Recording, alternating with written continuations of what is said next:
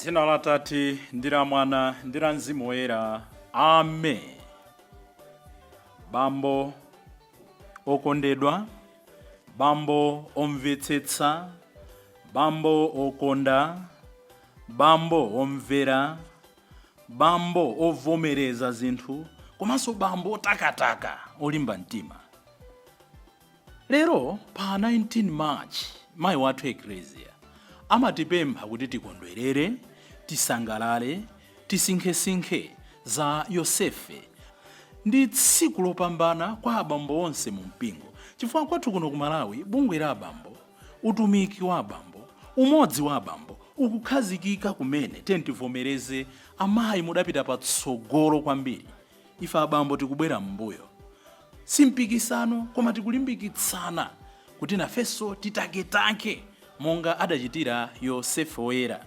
Sikale kwambiri pamene mpingo udatipatsa chaka cha Yosefe, kunena kuti chaka chonse chathunthu tinkalingalira za Yosefe Woyera.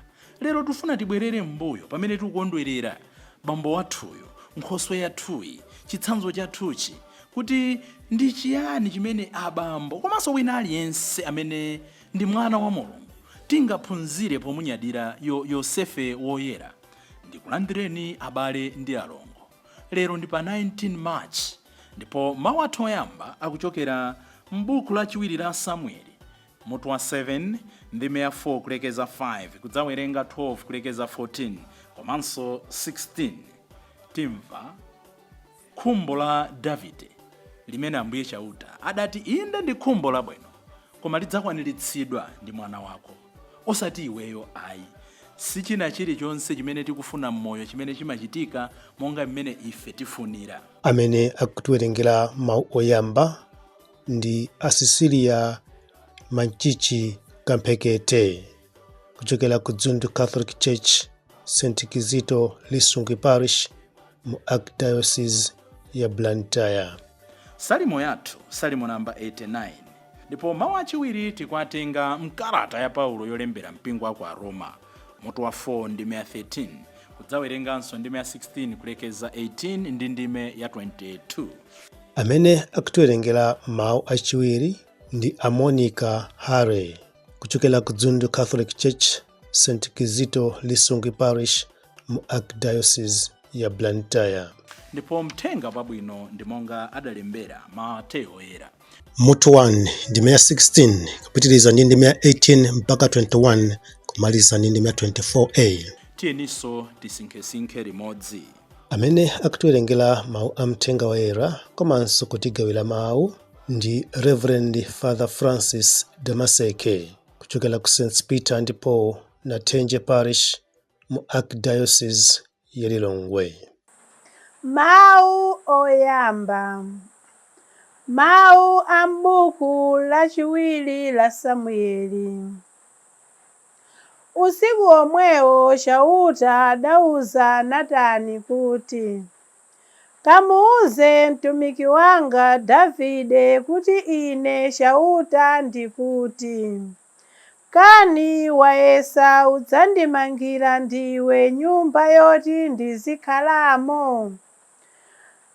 Masiku ako atatha kuti ulondole makolo ako ku manda, ndidzakuukitsira chiphukira pambuyo pako, mmodzi mwa ana obereka iweyo, ndipo ndidzakhazikitsa ufumu wake kolimba. Iyeyo ndiye adzandimangire nyumba yomveketsa dzina langa, ndipo ndidzakhazikitsa ufumu wake kuti ukhale wamuyaya. Ine ndidzakhala bambo wake, iye adzakhala mwana wanga. Tsono banja lako pamodzi ndi ufumu wako ndidzazikhazikitsa mpaka muyaya pamaso panga. Ndithudi, ufumu wako udzakhazikika osatha konse. Mawu a Ambuye. Tithokoze Mulungu. Salimo yathu, salimo namba 89. Zidzukulu zake sizidzatha mpaka muyaya. Inu chauta, ndidzayimba kosalekeza nyimbo yotamanda chikondi chanu chosasinthika.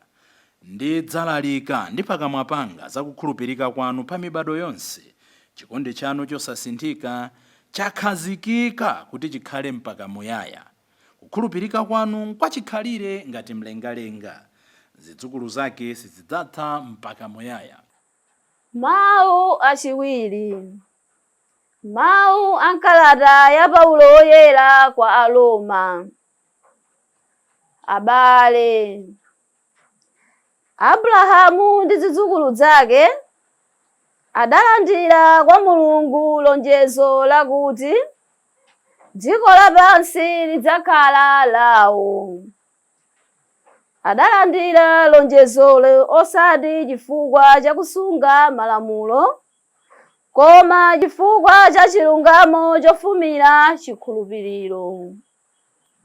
N'chifukwa chake lonjezolo maziko ake n'chikhulupiriro, kuti likhale mphatso yaulere ya Mulungu. Ndipo patsimikizike kuti lonjezolo adzalandiradi anthu ofumira kwa Abrahamu, osati okhawo omasunga malamulo a Mose ayi, komanso onse okhala ndi chikhulupiriro chonga cha Abrahamu. Iye ndiyedi kholo la ife tonse. Paja malembo akuti, ndakuyika kuti ukhale kholo la mitundu yambiri ya anthu. Lonjezo limeneli Abrahamu adalilandira kwa Mulungu mwini, amene iye ankakhulupirira. Ndi Mulungu amene amabwezera moyo kwa akufa, ndipo amapereka moyo kwa zinthu zopanda moyo. Mulungu adati, zidzukulu zako zidzachulukadi.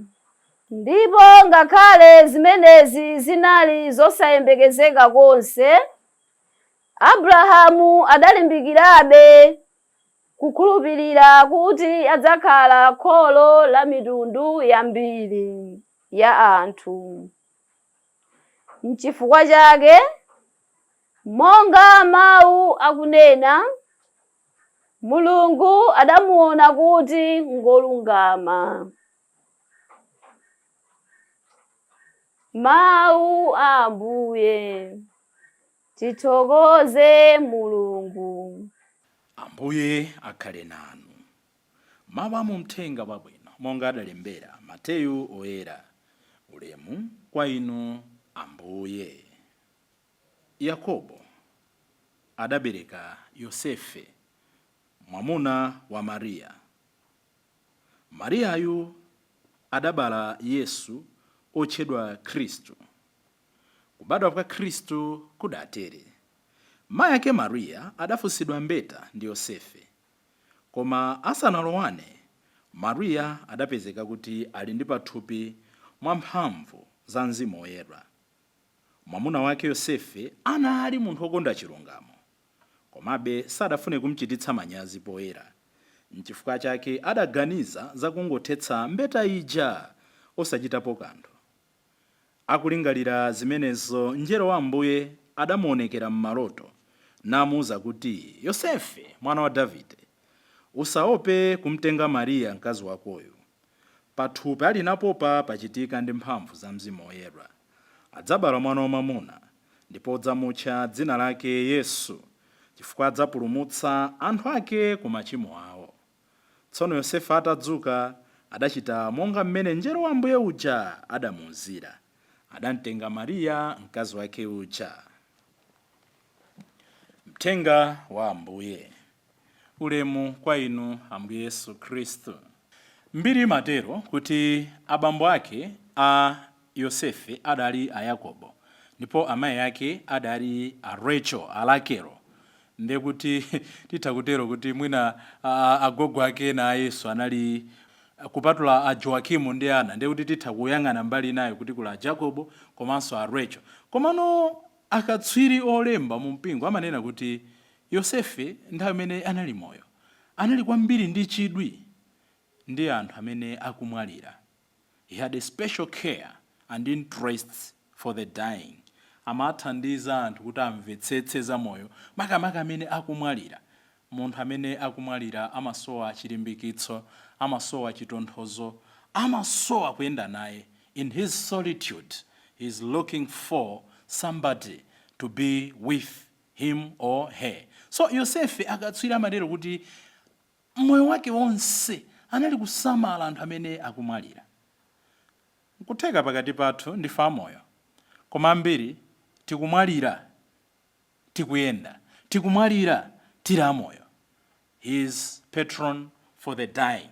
Akutipatsa chitsanzo Yosefe kuti tikhale nawo mtima owasamala anthu amene zinthu sizikuwayendera mmoyo. Ena adamwalira moyo wa zachuma pasi pompano, ena adamwalira ku maubale, ena adamwalira ku moyo osamala manja awo. Yosefe oyera Yosefe akutiperekeza, akutipempha kuti tikhale nawo mtima olabada za ena. Ndimafuna kuti pamene tikukondwerera chaka ichi, chaka cha bambo wathuyo amene ndi mwamuna wawo amayi athu Maria, bambo odzichepetsa, bambo amene adalolera osadzikundikira zabwino zimene zikadabwera chifukwa cha iye yekhayi. He concealed his privileges and lived moyo osadzionetsera, moyo osafuna kutchuka chifukwa choti atamande dzina la Ambuye chauta. Ndimafuna kuti tilingalire zinthu zinayizi mwachangu, koma aliyense asinkhe komwena chinthu chimodzi nkunena kuti moyo wa Yosefe undiphunzira chani. Poyamba tikauyang'ana moyo wake tikuona kuti anali munthu odzichepetsa, very humble. Sikudzichepetsa kukhakwa koma ankasakasaka chilungamo. So he was humble and again just. Tamva kuti atazindikira kuti zachitika mwa amayi Maria, mwa umunthu monga ino ndi ine, anakhumudwa, anataya mtima, koma atamvetsera liwu la chauta akuti sanafune kuti anchititse manyazi Maria. Makamaka anafuna kuti nkhani imene ingochitika mwa pasipasi basi alekane mwa chilungamo. Tikukhala m'dziko limene likukhulupirira kuti nkhani ndi nkhani imene yayipira ena. So tikamati news pakati pathu ndi bad news imene yachitikira ena. Nchifukwa yake pakati pathu mapeza kuti anthu achita ngozi, the first thing chimene anthu akuchita ndi kujambula m'malo mowathandiza amene avulala. Timakondwerera kukhala obweretsa nkhani, kwachitika ngozi kwakuti afa, zooneka ngati afa anthu 7. Kuti mwachitapo chani? Hayi, but we are just happy to bring the news. Joseph amafunitsitsa ndi kuti pakhale chilungamo. Pakati pathu anthu ambiri ali ndende. Zimaphweka tikamasangalala nkumayenda kunja kuno akuti aja anamangidwa. Abale sonse ali ndende, amene analakwa, anapalamula. Ena ali ndende chifukwa cholephera kuyankhula, ena ali ndende chifukwa chosowa makobidi. Makobidi awo adachipera kaba ndi anthu amene adaponya ndendemo. So Yosefe anali kusakasaka chilungamo. Ndidzifunse kuti ndikangati kamene ndakhala munthu osakasaka chilungamo. Nyengo ino ya Lent inde lero titha kunena kuti apanga break pang'ono, tili nkamudi kachikondwerero nchifukwa yake zovala zathu pa nsembe ya misa ndi za white. Komabe nyengo ino ya Lent ikuti pempha kuti ndidzifunse kuti ndikangati kamene ndakhala munthu osakasaka kuti ndidzetse chilungamo. Timawakha nkhani zimene sitikuzidziwa koma ndikuzigawa kuti ino munaonadi ino mujada achitira azibambo ajata ngwira Suzana kuti munampeza kuti pasi pa mtengo wa thundu ndadandi atenta alekanitse wina akhale uku wina akhale kuti timve kuti anena zotani. Adapanga backfire. Koma ndife anthu amene timayikira mulomo pa zinthu zimene we are not competent, kapena sitikuzidziwa, kapena sitikuzimvetsa. Sizinasiye malo ayi. Amipingo tikati tisambwadzane. Ndi akatolika timasambwadza asisepi ngati kusisepiko tikudziwa kuti zinthu zimakhala bwanji. Nawo asisepi akati asambwadza akatolika, nawo ambona akati asambwadza amipingo ina, nawo mwina achisilamu akati asambwadza akhristu, mwina nawo akhristu akati asambwadza achisilamu. Nkhani yake ndi generation basi imene timakondwera kuthirirapo mulomo pa zinthu zimene sitili sure of. Yosefe sanatero ayi. Anafuna chilungamo inde chili apo, koma chichitike zonsezo pasi pa mtima pobwereza mawu aja m'malemba oyera. Ochitira anzawo chifundo, Mulungu adzawachitira chifundo. His sense of justice was driven by mercy. Samayang'ana kwambiri ndi kugwiritsitsa malamulo ayi. Malamulo ndi abwino, amabweretsa bata, amabweretsa order.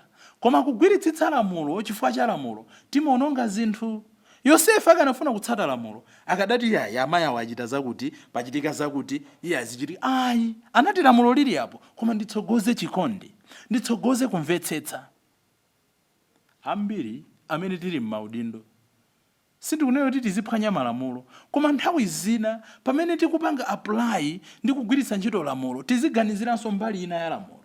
Zachitika chifukwa chani? Munthu anagwa m'masakramenti, munthu samapereka mtulo, ndizona disamasonkhana ndi anzake kumphakati, koma tsopano wadwala akuti mundiyitanire wansembe.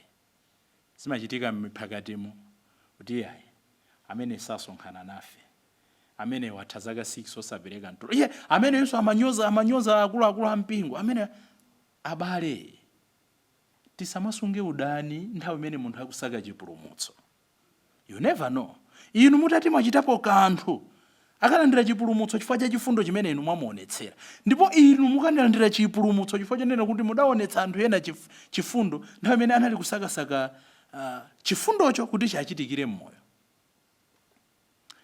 Ndimamva chisoni pamene ine ngati wansembe tikutumikira anthu kumva kunena kuti kunachitika maliro koma kunalibe nsembe ya misa. Kufufuza chifukwa chachani? Atayi banjalo silikanakwanitsa kupereka ndalama yoti abambo ayendere mwina 20,000, 30,000 potengera kudera kumene muli. Ukafufuza kuti muda akafotokoza ku parishi, hayi mwina atsogoleni adango khali. Isadafike kale ku parishi mukuona kuti kudera kumene ali kukula anthu ama business, ali mu mpingomo, anthu ogwira ntchito. Moti simukadatha kusongetsa 500, 1,000, 1,000 kunena kuti nsembe ya misa ichitike. Tagwiritsitsa lamulo kusiyana ndi chifundo. We are quick to judge and condemn, crucifying including Christian values. Nthawi zina timaweruzana kukhapirana kosathwa. Umachita chidwi nthawi zina pepana andali poti ndamene mmaonekera kwambiri poyera. Ndi nthawi zina timapereka zitsanzo ngati ndinoyipitsitsa. Mwina ndino abwino kwambiri kusiyana ndi ambiri amene sitikambidwa kwambiri. Koma my point is, you see sometimes mmene anthu amayendera kuti kankhosa ka Mulungu, koma ukampeza 2 minutes mmene akutukwanira pa nsonkhano. Chifundo chathu chimangokhala chakanthawi chimene chimatiwalitsa kuti titumikire anzathu. Yosefe sanatero ayi. Kenaka tikuona kuti ndi bambo amene nthawi zonse tatilero ndi fundo zinayi basi. Fundo yachitatu ndiyo kuti nthawi zonse ankamvetsera liwu la chauta. Ndeti bwerere msabata, ndakhala ndikunena sabata yonse ino, tibwerere kula Mulungu lachiwiri munyengo ya Lent pamene Ambuye adatitengera pa phiri. Ndipo Petro, Yakobe ndi Yohane ataona zonse kumapeto Atate adanena kuti uyu ndi mwana wanga okondeka, ndimakondwera naye, muzimvera. Nzosadabwitsa kuti Ambuye Yesu makamaka Yosefe amene tikumukondwerera nthawi zonse amamvetsera liwu la chauta. Akanena kuti usachite mantha kutenga Maria mkazi wako pakatali napopa ndi pa Mzimu Woyera. Chifukwa chonena kuti amamvetsera liwu la chauta, Yosefe amavomereza. Sikuti sizimamowawa. Kufuna kwa Mulungu kumapweteka ndithu m'moyo mwathu. Nthawi imene mwafatsa ngati banja, mukudyerera, mukusangalala, ndi nthawi imene opempha amabwera go. Mukumverera ino amene mmayenda pa magalimoto opuma, osati opuma chabe aliyense amene amayenda pa galimoto. Mukumverera nyimbo mmene muja, kaya koni kampweya kakubwera. Mwafika pa marobots. Opempha aja nkumagogoda window. Ambiri ndi pamene tsono timakweza window tisaone. Kufuna kwa Mulungu kumabwera pamene ife tili so comfortable kuti tione kuti kodi timamveradi. So Yosefe anali bambo amene amamvera liwu la chauta. Nyamula mwana Yesu ndi amayi yake mupite ku Egypt. anamvera liwu limeneli. Ali ku Egypto kuja, nyamuka mupite ku Nazareti, mupite ku Galileya. Anamvera. Iye usakafikire ku Galileya kumene kukulakirewo, ufikire ku Nazareti kuti mwanayo zipherezera dzachedwa ni Nazareti. Anamvera zimene zija. Yosefe amamvetsera liwu la chauta. Komatu tisaganize kuti liwu la chauta limamveka kuti ndine chauta, takhala chete tsopano ndiyankhule. Ayi. Pamene timvetsera kulira kwa mbalame timamvamo liwu la chauta. Ambuye Ntumbuka, Bishop Ntumbuka, pamene timatsegula Catholic University adanena kuti tiziphunzira pachina chilichonse ndamapereka chitsanzo kuti mudzaziona kuti mbalame 4 o'clock zamba kale kuyimba zofuna zikagwire ziwala. Hard working. Ino ndine chauta sadzachitotuza kuti panga zakuti zakuti. Pozimvetsera mbalame zija you can learn kuti apa pa chilengedwe icho ndiphunzitsa chani. Polimvetsera thupi lathu kuti Mulungu akundiyankhula chani. Powaona anzathu amene akusauka mu zinthu zimene ife tili nazo, Mulungu akundiyankhula zotani. Yosefe nthawi zonse amamvetsera liwu la chauta. Ndipo potsirizira muli zinthu zitatu mwa Yosefe zimene ndimafuna kuti abambo tonse tiphunzire, komanso akhristu tonse tiphunzire, komanso anthu tonse akufuna kwabwino. Tikayang'ana moyo wa Ambuye Yesu timaonamo maofisi atatu, ntchito zitatu zimene zimapanga characterize utumiki wa Ambuye Yesu.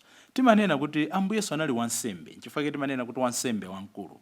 Ambuye Yesu anali mprofeti, anali mneneri, nchifukwa amaphunzitsa. Ndipo Ambuye Yesu anali mfumu, iyi ndi mfumu ya Ayuda, nchifukwa amaweruza, nchifukwa amaphunzitsa, nchifukwa nthawi zonse amadzudzula.